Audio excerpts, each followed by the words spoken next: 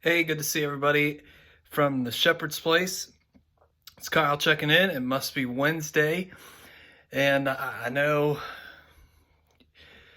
the crazy times continue, don't they? We are not going to be in school the rest of this school year, and I know for some of you guys it makes you pumped and you're excited. And I know some of you are bummed. You're not going to get to see your friends. You're maybe struggling to get through this online stuff, and it's just a struggle. And so hang in there. If you need something, reach out to somebody, and keep doing what you can to get through and stay healthy. And so today we are in Proverbs 16. Last week I talked about all these different body parts that Solomon was writing about. And today it's kind of interesting. Almost everything he talks about in Proverbs 16 is like inwardly what's going on the inside. What are you inviting in the inside of your heart and your mind and your life in general. And so in Proverbs 16 it says this: to humans belong the plans of the heart, but from the Lord comes the proper answer of the tongue. All a person's ways seem pure to them, but motives are weighed by the Lord. There's a lot of times we can justify almost any thought, action, idea, but God is a good, righteous judge and can tell us why something was good or why something was bad. And sometimes you really need that when two people think they're right and they've got a point. It's good to have a standard to be measured by, to know what is the right way to go. Number 3, commit. Verse 3, commit to the Lord whatever you do, and he will establish your plans. The Lord works out everything to its proper end, even the wicked for a day of disaster. And so all these things, commit to the Lord. How do you show a commitment? How do you show a person's ways? How do you show purity? It's all stuff that's, hey, it's either on the inside or it's not. We let it come in and stay there and grow and develop, or we don't.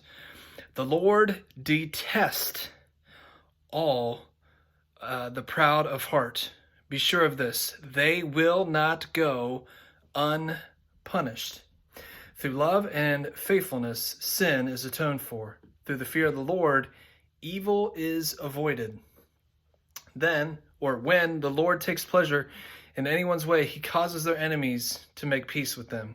So these are just things, how do you show like inward peace? These are just things where when we follow God, when God is a part of our life and has taken over our hearts and our minds, you find out, man, I've never known what peace is like, but man, this is actually, I'm so thankful for this. This is amazing. Verse 8, better a little with righteousness than much gain with injustice. In their hearts, humans plan their course, but the Lord establishes their steps.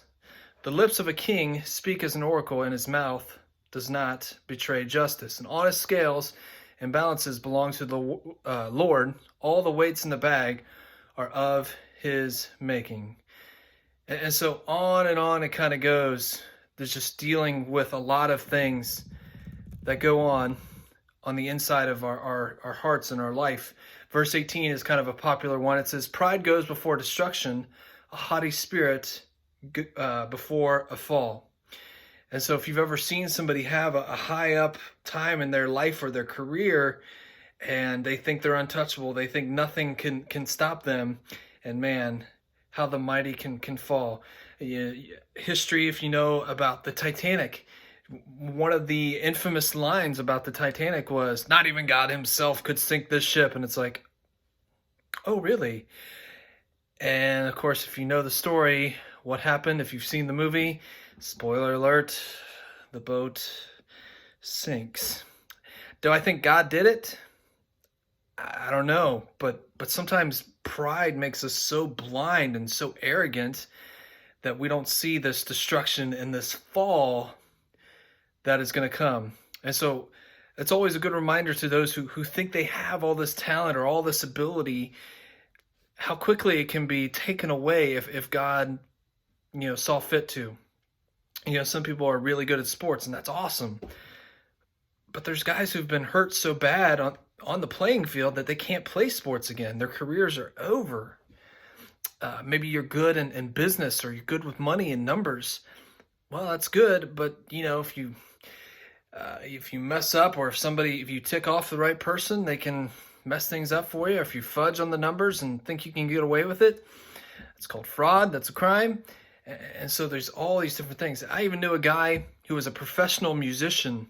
He was a French horn player, and he was a fantastic player. He made his living off of it.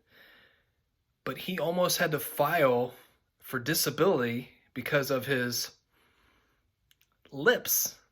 His lips got messed up, and he couldn't play the French horn. Luckily, he took a good amount of time off, and they did recover, and so he was able to go back to playing French horn. But it's just like, man, who would have thought how much God has given us a gift through our lips? For me, I'm somebody who talks a lot for their living, and I've known guys who've had problems with their vocal cords getting infection. Singers, same thing. And if your vocal cords go bad, that can be a problem. And so for me, that's always that recognition of any gift that I feel like God has given me. I need to always remember where it came from and who gave it to me, and to give and operate out of a spirit of gratitude, because at any point it could go away. Not that God takes it away, but sometimes things happen. And so hang in there, everybody, and good to see everybody, and have a good day. See you next week.